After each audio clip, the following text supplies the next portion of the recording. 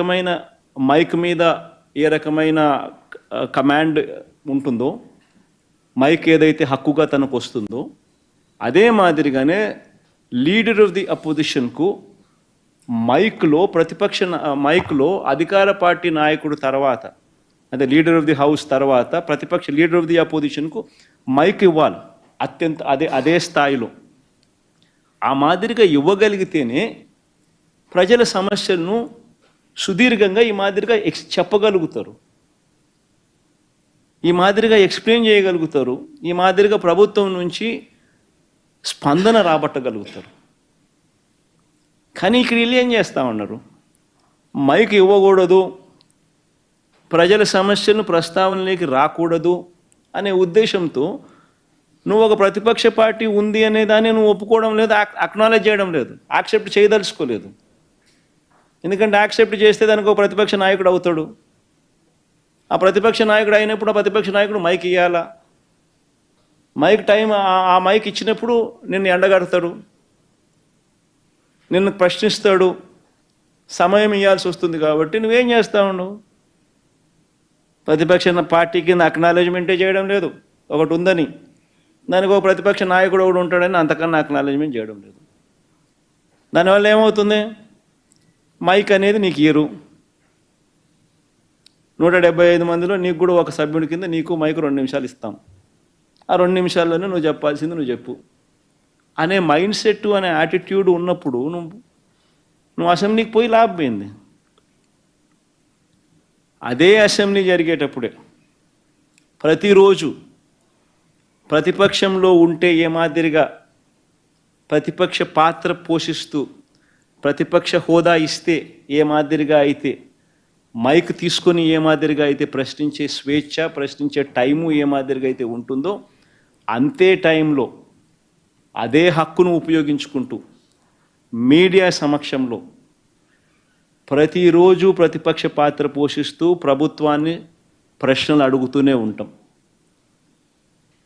ప్రతిరోజు మీకు ముందే సమయం చెప్తాం, టీవీ వాళ్ళతో కూడా అనుకూలంగా ఉండే, కనీసం ప్రజాస్వామ్యాన్ని గౌరవించే టీవీ ఛానళ్ళు ఎవరెవరు ఉన్నారో వాళ్ళందరినీ కూడా రిక్వెస్ట్ చేస్తాము, మాకు ఒక టైం ఇవ్వండి, అసెంబ్లీ సమావేశాల కిందనే భావించి ప్రతిపక్షం అడుగుతా ఉన్న ప్రశ్నలు ఇవి అని చెప్పి గట్టిగా మీరు కూడా ప్రొజెక్ట్ చేయండి.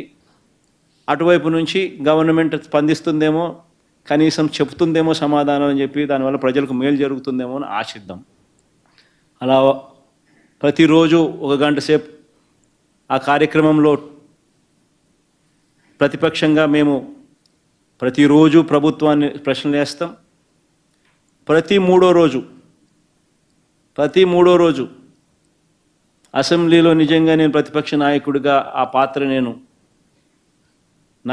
నాకు ఆ మైక్ ఇచ్చి, ఆ గుర్తింపు నాకు ఇచ్చి, ఏ మాదిరిగా అయితే నేను ప్రశ్నించే పరిస్థితి నాకు ఒకవేళ ఉంటే, ఏ మాదిరిగా అయితే నేనే స్వయంగా మాట్లాడే పరిస్థితి ఏదైతే ఉంటుందో, ప్రతి మూడో రోజు నేనే మీడియా ద్వారా ఇదే చంద్రబాబు ప్రభుత్వాన్ని గట్టిగా నిలదీస్తూ, ఇవి ప్రజలకు సంబంధించిన సమస్యలు, నీ చేతనైతే సమాధానం చెప్పు అని చంద్రబాబు నాయుడును మీడియా ద్వారా మీ అందరి సమక్షంలో మీరే నా స్పీకర్లుగా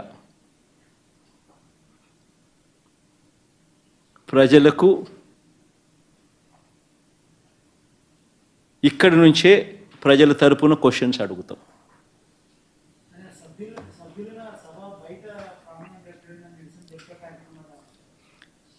సభ్యులుగా ఏం పోయినా ఏం నిరసన తెలిపేవారు, అసలు ఎవరినైనా తెలిపించే కార్యక్రమాలు ఏమైనా జరుగుతూ ఉన్నాయా? ఎవరికైనా నిరసన తెలపడానికి ఎవరినైనా పర్మిట్ చేస్తూ ఉన్నారా? నిరసన తెలిపే పరిస్థితులు ఉన్నాయా?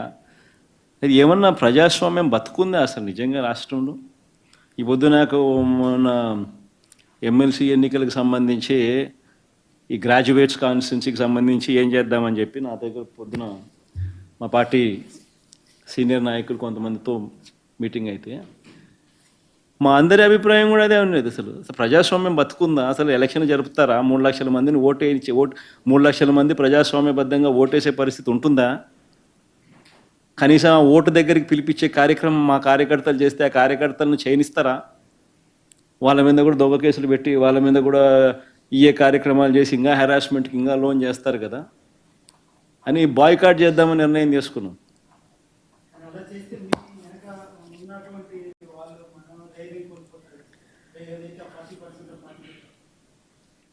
ఎందుకు కోల్పోతారు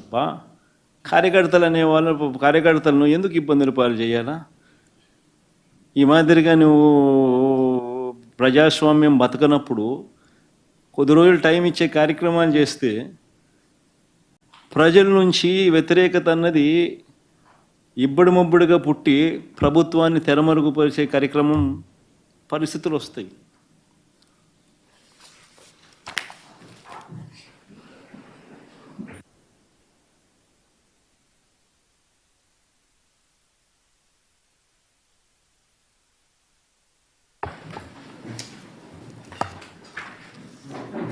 ఏ సోషల్ మీడియాకి సంబంధించి ఏ యాక్టివిస్ట్ అయినా కూడా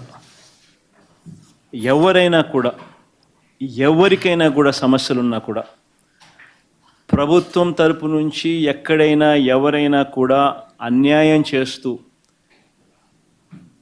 ఇల్లీగల్గా డిటెన్షన్ చేసే కార్యక్రమం ఎక్కడైనా జరిగి ఎక్కడైనా అన్యాయం చేసే కార్యక్రమాలు పోలీసుల ద్వారా కానీ ప్రభుత్వం ఎక్కడైనా చేస్తే మాత్రం అందరికీ కూడా ప్రైవేట్ కంప్లైంట్లు వేయించడానికి మీ తరపున పోరాటం చేయడానికి వైఎస్ఆర్ కాంగ్రెస్ పార్టీ రెడీగా ఉంది అని ఇదే మీడియా సమక్షంలో మీ అందరికీ కూడా భరోసా ఇస్తూ చెప్తా ఉన్నా. ఇది టెలిఫోన్ నెంబర్లు, ఈ నెంబర్లు నోట్ చేసుకోండి. ఎవరికి ఏ సమస్య వచ్చినా సోషల్ మీడియా పరంగా ఇల్లీగల్ డిటెన్షన్స్ పరంగా ఈ నెంబర్లలో సాక్షాత్తు